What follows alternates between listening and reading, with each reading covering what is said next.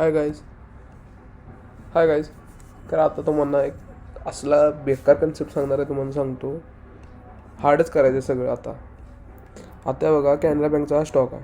या स्टॉकमध्ये तुम्हाला काय दिसेल आता सध्याला तुमच्या पॉईंट ऑफ व्ह्यूनं 1 2 3 4 या स्टॉकने ते सपोर्ट घडलं होता. आता हा ब्रेकडाऊन तुम्हाला कळणार. ह्या स्टॉकमध्ये आता ब्रेकडाऊन झालेला आहे, म्हणजे स्टॉक खाली पडायला तयार आहे. नाही गाईज, इथं आहे ना, ह्या स्टॉकची उलट करेक्ट बाईंग आल्या, correct value, correct time, average value इथं बाईंग आहे. इथं बाईंग होणार. इथं तुम्हाला दाखवले गेले, इथून हा पडला आहे. हे जे सपोर्ट ब्रेक झाले ना, इथून हा पडला आहे, तुम्हाला दाखवलं गेलेलं आहे. आणि इथूनच ह्याच्यात वर बाईंग येणार आहे. कसं कन्फर्म कसं करायचं, हा झाला तुमचा पॉईंट ऑफ व्ह्यू. मी तुमच्या पॉईंट ऑफ व्ह्यूसारखं ट्रेडिंग नाही करत. माझं पॉईंट ऑफ व्ह्यू तुम्हाला सांगतो. आता ह्या स्टॉकमध्ये मी बाय कसं करणार. कॅनरा बँक आजचा लाईव्ह डेटा गाईज मी रेकॉर्ड करालो आहे. बघा, 11 सप्टेंबर आहे आज, 12 वाजून 10 मिनिट झाल्यात. लाईव्ह मार्केटमध्ये तुम्हाला सांगवले लोक तुम्हाला ट्रॅप कसं करतात, म्हणजे जे मोठे पार्टिसिपेशन्स आहेत आपल्या मार्केटमध्ये, ते तुम्हाला ट्रॅप कसं करतात. इथं बघायचं, हायेस्ट ओपन इंटरेस्ट 105च्या स्ट्राईक प्राईसवर झालेला आहे. ह्याची जी व्हॅल्यू येईल ना 103.5. स्टॉक कितीवर चालू आहे, 103.17. 103.5 वर हे जी पुट साईडची हायेस्ट रायटिंग झालेली आहे. म्हणजेच काय, हे ज्या खाली स्टॉक खाली नाही पडू शकत, कारण हायेस्ट रायटिंग त्या स्ट्राईक प्राईसवर झालेले आहे. तर बघू शकता, हा आहे ऑप्शन चेन कॅनरा बँकचा. 26 ऑगस्ट 9 सप्टेंबर म्हणजे ह्याच महिन्यातला एक्सपायरी आहे तिची. तर तुम्हाला काय सांगावले, हा स्टॉक मंथली रेंजच्या सपोर्टवर पण आहे. ह्या स्टॉकचा मंथली सपोर्ट बघा 104 आहे. डबल कन्फर्मेशन आहे गाईज. हा स्टॉक इथून रिव्हर्स होणार आहे. पहिलं ह्याचं टार्गेट काय असणार आहे, डायरेक्ट 110. आता तिची प्राईस येत नाही, कारण हा स्टॉक डायरेक्ट 110पर्यंत ही जी इथून जे आला आहे ना रक्कन, या महिन्यातच असणार आय थिंक. हां बघा, 3 सप्टेंबर 110 ह्या लेवलला जाणार म्हणजे जाणार. आता तुमचं कसं आहे, बरं ठीक आहे, तुम्हाला मी ते सांगितलो काय असणार काय नाही. आता फक्त येणाऱ्या काही दिवसात बघत बसा ह्या लेवलला काय होणार आहे. इथून बघा, पंप बाईंग. आता इथं आला की नाही, इथून पंप, इथून रिव्हर्स होणार, इथं येणार. मग तुम्ही काय करणार, हा जेव्हा ट्रेंडलाईन ब्रेकआउट होणार आहे,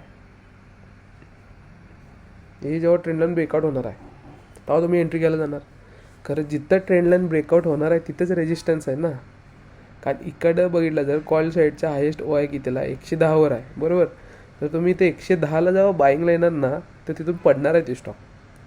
कधी कधी काय होतं की आपण म्हणतो ना, अरे ब्रेकआउटला आला, घेतलो आणि खाली पडला. हे रिझन्स आहेत.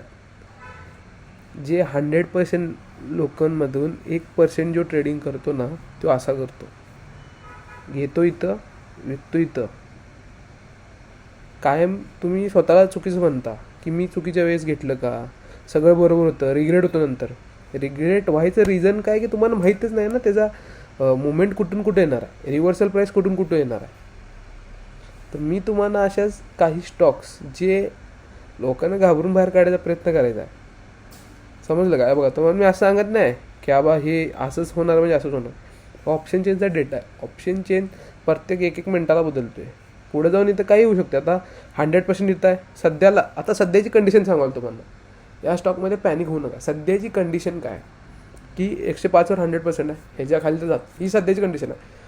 आज दिवसभरात हा जेव्हा 77% इथला सुटला आणि इथं 75% जर गेला, वीक टुवर्ड्स बॉटम झाला, म्हणजेच काय, ही कन्सेप्ट तुम्हाला मी सांगेन थोड्या दिवसांनी सांगेनच लगेचच. हा मग किती पण येईल, 102. म्हणजे ही एवढी ह्याची रेंज असणार. कधी हा डेटा इथून इथं शिफ्ट झाला तर. जर हा डेटा शिफ्ट नाही झाला तर जसं मी सांगितलं तसं होणार.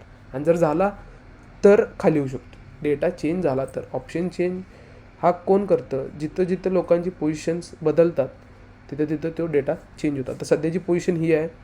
पुढे येणारे काय बघूया काय होते काय नाही. ह्याच्यात जर काय डेटा वगैरे चेंज झाला तर मी तुम्हाला यूट्यूबच्या शॉर्ट्समध्ये कवर करून सांगेन की असा डेटा चेंज झालेला. ठीक आहे काय. तर हे तुम्हाला सांगायचं होतं, जे तुम्ही ट्रेड प्लॅन करताय मला ॲक्च्युअली त्याचं माहीत पाहिजे. प्राईज ॲक्शन ज्याच्यावर तुम्हाला करायचं आहे ना, कॅश सेगमेंटवर करा प्राईज ॲक्शन. कारण जे स्टॉक ऑप्शन्स आहेत त्याचं ऑप्शनचे ॲनालिसिस करा. आता इथं सगळ्यांना वाटणार ब्रेकडाऊन झाला आहे. मी सांगतो या लेवलपासून रिव्हर्स होऊन कुठं पण जाते बघायचं फक्त. येणाऱ्या दिवसात फक्त बघा कुठे जाते. लावले तिथं. ठीक आहे guys, चला बाय.